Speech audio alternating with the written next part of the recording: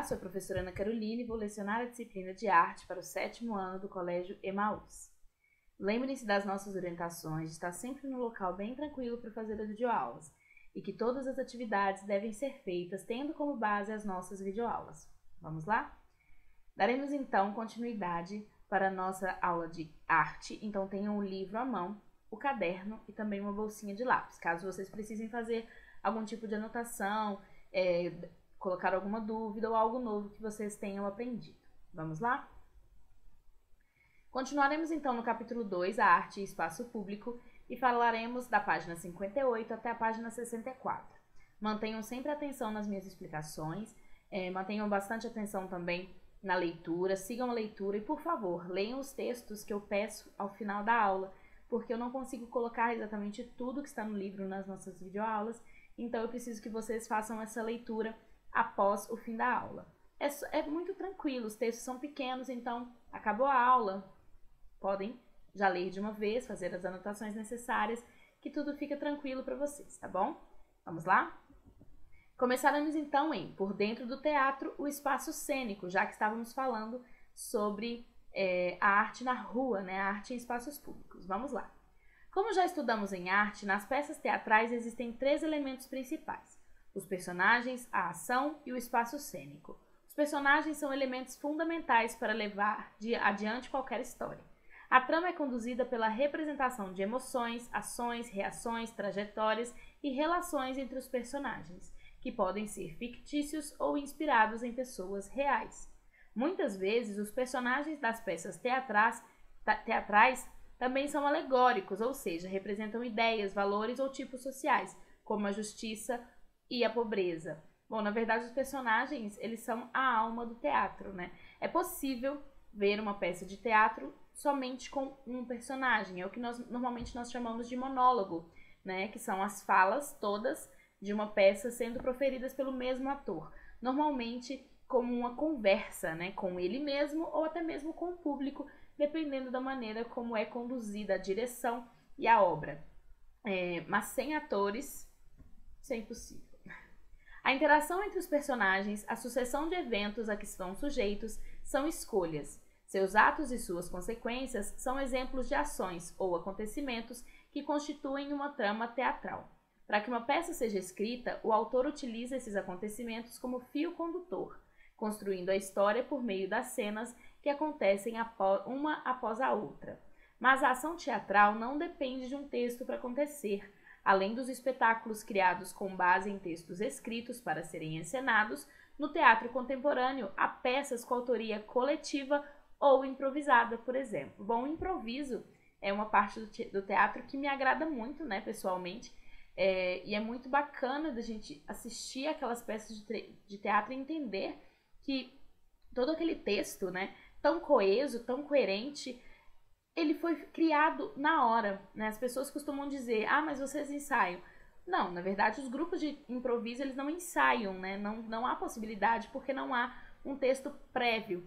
Entretanto, eles treinam, e treinam muito para que isso aconteça. É preciso treinar não só a arte da atuação, né? De criar, mas também o de criar personagens ali em cima da hora, de criar maneirismos para esses personagens e criar as falas também, né? É algo muito complicado, muito difícil, mas também muito fascinante.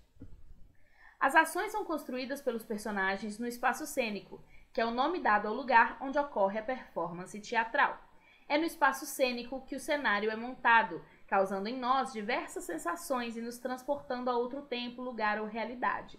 O cenário, ele sempre precisa manter um diálogo muito específico e muito correto entre a intenção que aquela peça de teatro precisa passar. Por exemplo, se nós formos fazer uma peça de teatro que se passa nos anos 50, se o cenário e até mesmo os figurinos não forem condizer, né, não forem condizentes com essa ideia dos anos 50, essa ideia não vai se sustentar, ela não vai ser acolhida pelo público com naturalidade, porque é necessário que o cenário, o figurino e toda essa arte cênica seja coesa com a ideia que se quer passar, né? Então, é necessário que a gente se transporte para esse lugar, né? Você vai fazer uma peça em que é mágico. Vamos criar um ambiente completamente diferente do natural, né? Para dar essa ideia de conto de fadas, por exemplo. Embora, como vimos, existam vários grupos que se apresentam nas ruas, em parques, praças ou em outros espaços públicos ou alternativos, na cultura ocidental o espaço cênico mais utilizado costuma ser o palco dos edifícios teatrais, né? Então, nós vimos que existem esses grupos das ruas, mas eles ainda são menor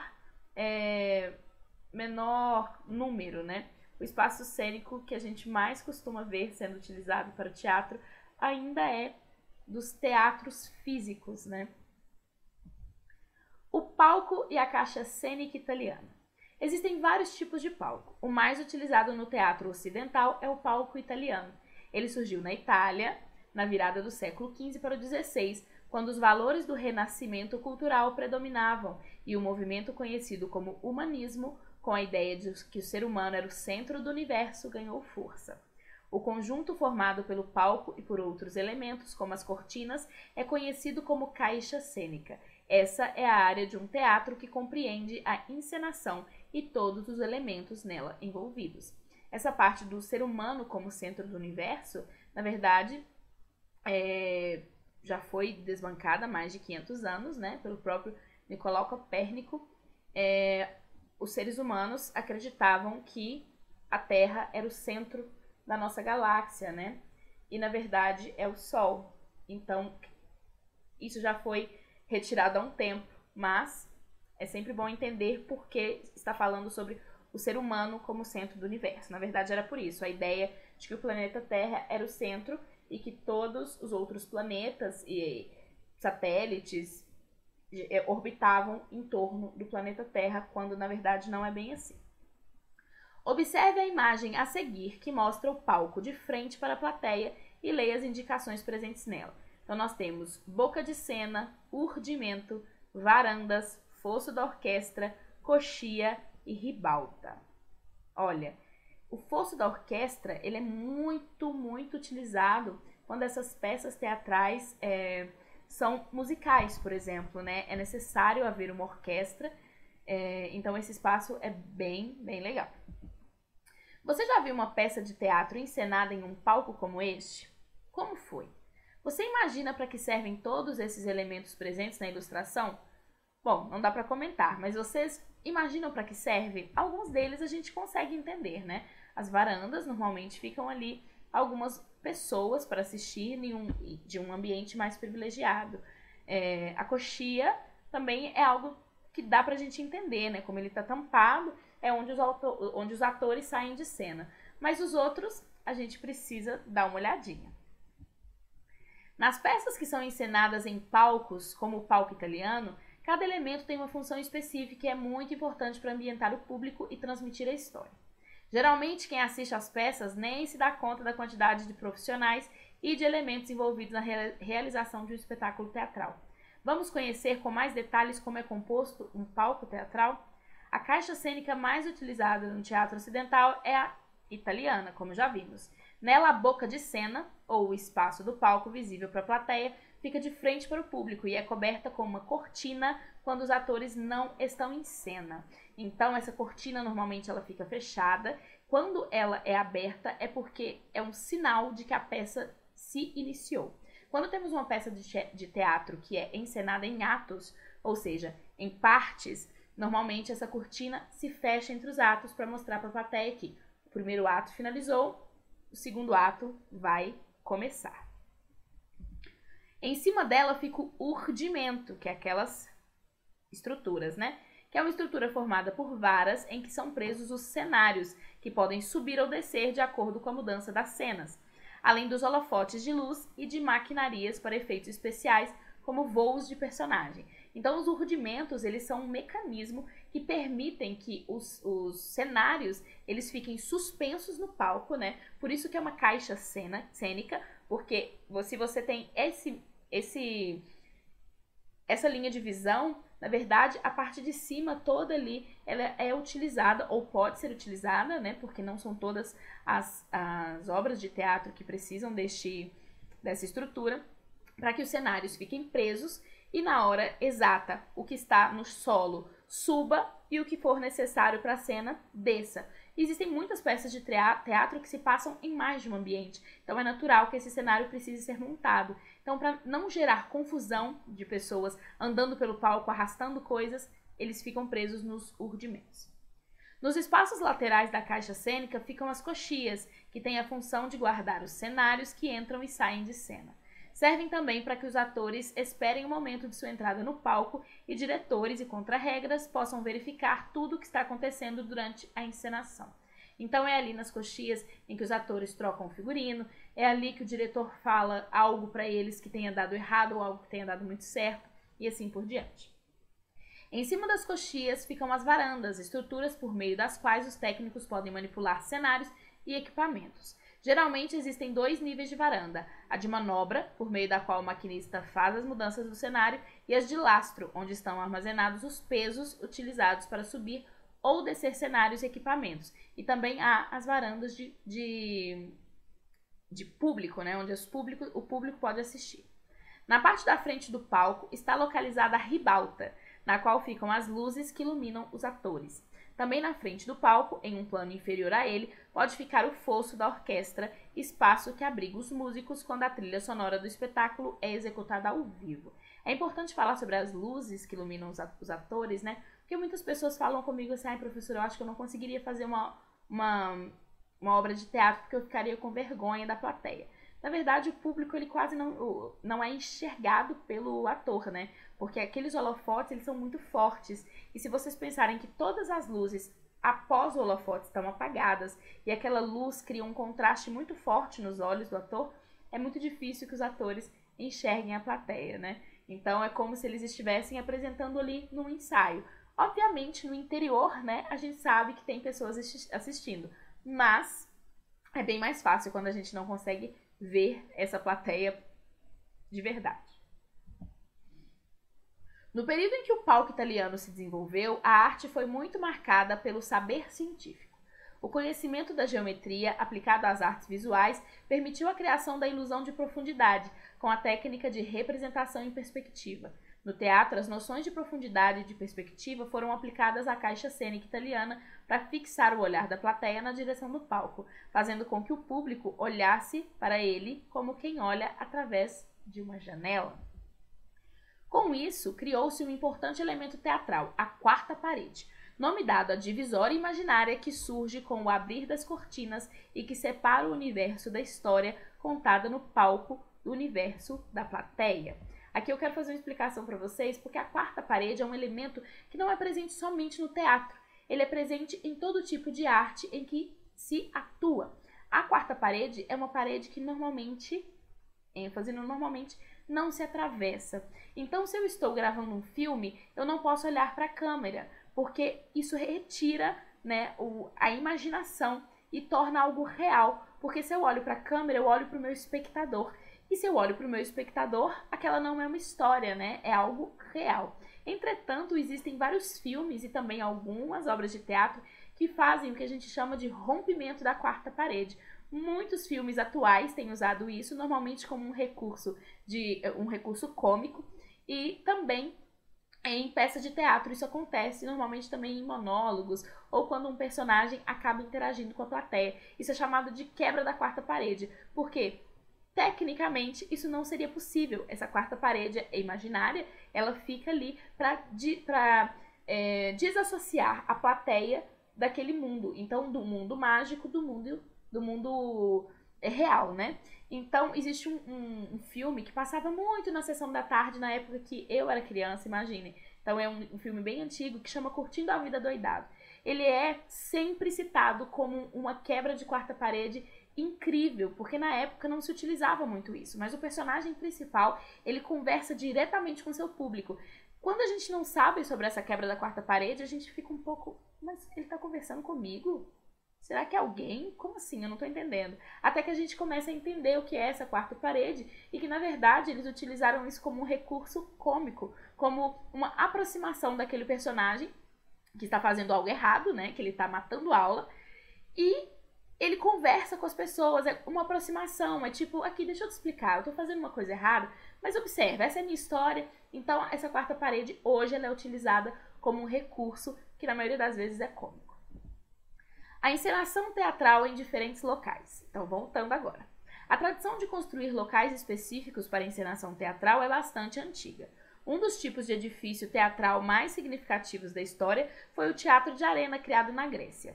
Para os gregos, a ida ao teatro era um dos grandes acontecimentos do ano, pois as peças só eram exibidas por um período de 10 dias, quando cada uma era encenada apenas uma vez. Como todos queriam assistir aos espetáculos, o teatro tinha de ser grande. Então, olha só esse teatro de arena, é uma das coisas mais impressionantes, né? Porque se vocês observarem o teatro de arena grego, ele parece muito com uma arquibancada, né? As poltronas, né? Porque eram de cimento ou de pedra, elas eram nesta posição para que todos pudessem ter uma visão. E onde as pessoas, onde os atores estavam, era bem no centro, né? Então elas estavam bem no centro e abaixo da plateia. É algo muito interessante da gente ver. Vale salientar que o teatro ele nasceu na Grécia. As primeiras obras de teatro que ainda podem ser lidas, tá? Muito facilmente encontradas. Essas primeiras obras teatrais surgiram na Grécia e já existiram em duas formas, né? Drama e comédia. Logo após a tragicomédia, que é aquele jeito de você escrever algo muito ruim, utilizando um pouco de humor.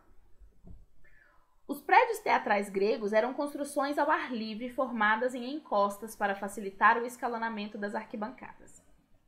Em forma de meia-lua, o teatro de arena grego possuía uma grande plateia. O objetivo era obter uma acústica melhor e permitir que todo o público pudesse ver os atores em cena. A acústica melhor é porque esse formato, né, ele permite com que o som da voz dos atores ele chegue muito mais longe. Porque se vocês pensarem hoje em dia, há muitos atores que não utilizam microfone, mas eles estão no local fechado. E alguns já utilizam microfone, normalmente escondidos na roupa ou até mesmo no cabelo, para que eles não forcem tanto a voz. Mas nessa época, essa tecnologia nem podia ser cogitada, porque não existia ainda. A arquibancada era feita de pedra e ocupada pelo público. O coro se apresentava na orquestra, um espaço central em forma de círculo. No centro da orquestra havia um altar de pedra destinado às oferendas para o deus Dionísio. Dionísio, na mitologia grega, ele era o deus das artes e do vinho. Então, ele era o pai do teatro, né? O pai das artes. O terraço do proscênio era o local em que os cenários eram montados e onde ocorria a performance dos atores principais. Atrás dele, nos camarins, aconteciam as trocas de roupas e de máscaras. Vamos falar sobre essas máscaras. As mulheres não podiam ser atrizes naquela época. Então, para que houvessem personagens femininos, pegavam-se os atores mais jovens, normalmente meninos ainda, né, que ainda não haviam entrado na puberdade, que não haviam mudado sua voz, colocavam máscaras e figurinos para que eles interpretassem os papéis femininos, já que as mulheres não eram permitidas serem atrizes. Mais tarde, durante a Idade Média, a Igreja Católica proibiu seus fiéis de frequentar edifícios teatrais, e o interior das igrejas passou a ser usado como palco para as encenações. Os textos encenados eram, inicialmente, trechos da Bíblia representados em latim por membros da igreja. Nessas peças, que serviam principalmente para evangelização, os fiéis participavam como figurantes. No século XII surgiram os mistérios e os milagres, textos teatrais que ainda tinham temas religiosos, mas eram escritos em uma linguagem mais próxima da utilizada pelo povo. Gradativamente, as encenações passaram a ser realizadas nas praças, localizadas em frente às igrejas, tradição que mais tarde deu origem aos autos medievais. Auto, na verdade, é um estilo literário, tá? No final da Idade Média, espaços alternativos para as encenações são criados como o surgimento dos saltimbancos, atores amadores que integravam trupes itinerantes. Os grupos iam de cidade em cidade usando carroças como meio de transporte. Durante as representações, que geralmente aconteciam em feiras ou em quermesses, as carroças eram transformadas em palcos improvisados. Os cenários eram bastante simples e consistiam em painéis pintados. Além de encenar farsas, os artistas faziam malabarismos e equilibrismos para divertir o público.